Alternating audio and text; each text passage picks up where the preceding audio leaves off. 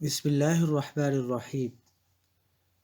مسلمانوں کی تعداد روز بروز بڑھتی گئی، حالانکہ ابھی تک رسول اللہ صلی اللہ علیہ وسلم نے عام طریقہ تبلیغ اور اللہ تعالیٰ کے دین کی اشاعت کا کام شروع نہیں فرمایا تھا، لیکن لوگ آپ کی امت میں شامل ہو کر اپنے مسلمان ہونے کا اقرار کرتے رہے۔ لیکن مسلمان ابھی تک اپنے اسلام کو چھپائے ہوئے تھے اور چپکے چپکے ہی اس کو پھیلانے کا کام کر رہے تھے۔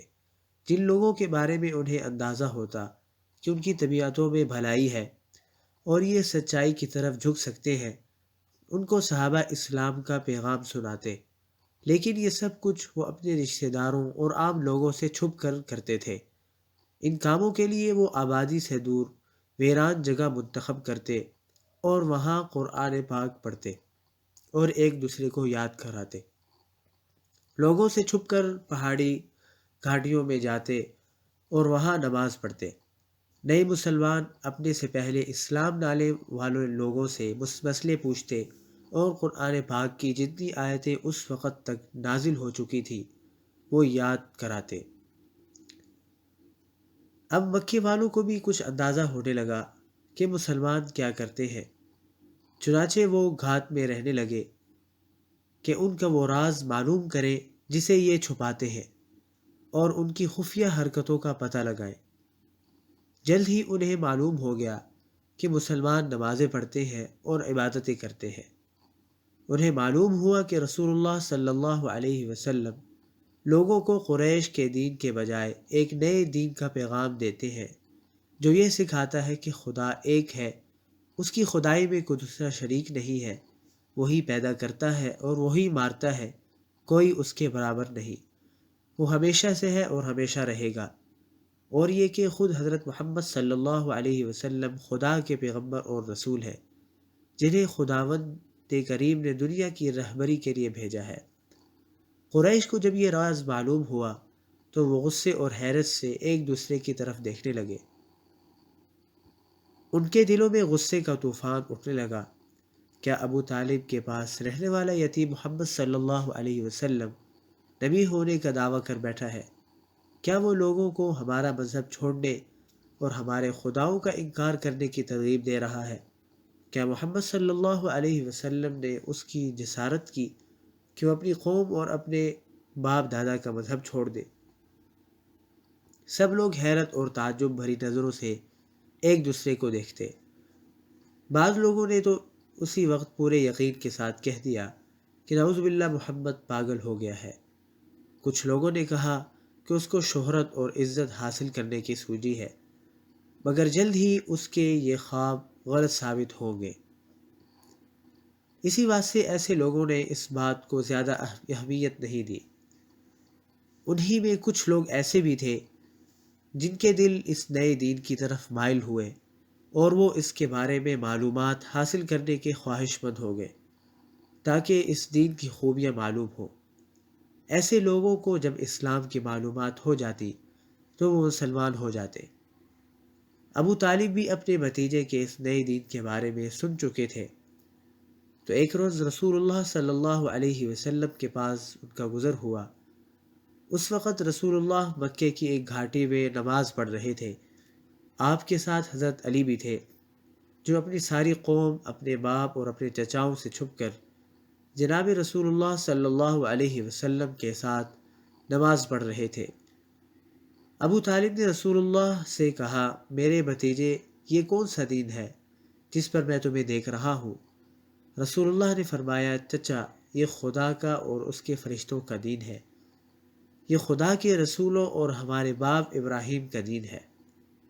خدا تعالیٰ نے مجھے یہ دین دے کر اور اپنا رسول بنا کر اپنے بندوں کے پاس بھیجا ہے، اور چچا، اس بات کے سب سے زیادہ حقدار آپ ہیں کہ یہ دین اختیار کرنے کے لیے میں آپ سے کہوں اور آپ کو سچا راستہ اختیار کرنے کی نصیحت کروں، اور سب سے زیادہ آپ ہی کے لیے یہ بات مناسب ہے کہ آپ میری بات مانیں۔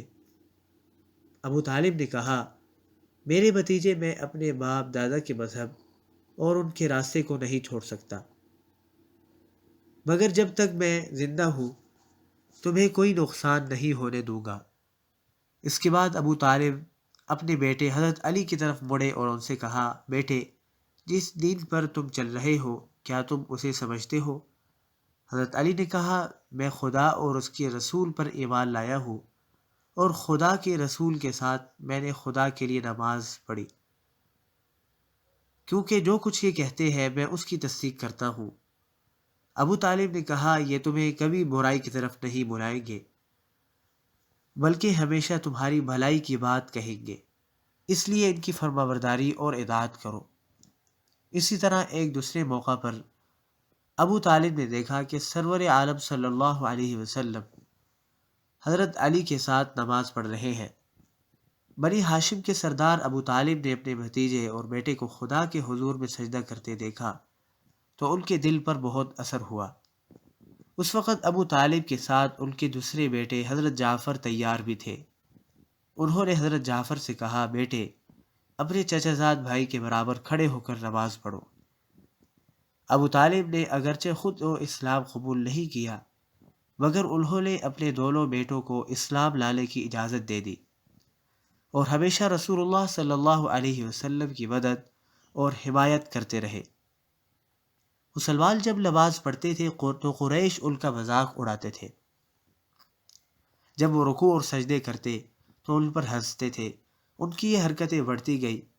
وہ لوگ مکے کی پہاڑیوں میں جاتے جہاں مسلمان ظہر اور عصر کی نماز پڑھتے تھے، اور مسلمانوں کو نماز پڑھتے دیکھ کر آوازیں کستے اور پھر زور زور سے قہقہے لگاتے۔ اسی میں ایک روز عراق کے مقام پر مشرک مسلمانوں پر چڑھ دوڑے۔ اس وقت مسلمان نماز پڑھ رہے تھے۔ مسلمانوں میں حضرت سعد بن ابی وقاص بھی تھے جو بے حد جوشیلے نوجوان تھے۔ انہوں نے جب یہ دیکھا تو غصے میں آ کر ایک مشرک کو مارا، جس سے اس کا سر پھٹ گیا اور زخم سے خون بہہ نکلا۔ مشرک یہ دیکھ کر ایک دم ٹھنڈے پڑ گئے اور وہاں سے بھاگ کھڑے ہوئے۔ یہ پہلا خون تھا جو اسلام کے راستے میں اور اسلام کے واسطے بہایا گیا۔ چونکہ مشرکین مسلمانوں کو تکلیفیں پہنچایا کرتے تھے، اس لیے رسول اللہ صلی اللہ علیہ وسلم مسلمانوں کو ان سے دور رکھا کرتے تھے، اور ان سے چھپ کر حضرت ارقم بن ابی ارقم رضی اللہ عنہ کے مکان میں صحابہ کو جمع کیا کرتے تھے، اور قرآن شریف کی جو آیتیں نازل ہو چکی تھیں وہ انہیں سنایا کرتے تھے۔ کوئی نئی وحی آتی تھی تو وہ سنایا کرتے تھے۔ رسول اللہ صلی اللہ علیہ وسلم کو نبوت ملے ہوئے 3 سال گزر گئے۔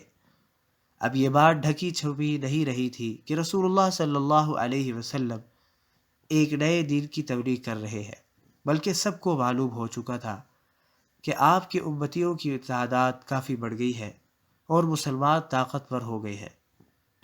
اس لیے خدا تعالیٰ نے رسول اللہ صلی اللہ علیہ وسلم کو حکم دیا کہ کھل کر اسلام کو پھیلانے کا کام کرے، اور اب چھپ کر تبلیغ کرنے کے بجائے علی الاعلان لوگوں کو اسلام کی دعوت دے۔ اور یہ وحی آپ پر اس وقت نازل ہوئی۔ فاصدع بما تؤمر واعرض عن المشرکین۔ ترجمہ: خدا کے احکام برملا سنائیے اور مشرکوں کی مخالفت کی پرواہ نہ کیجیے۔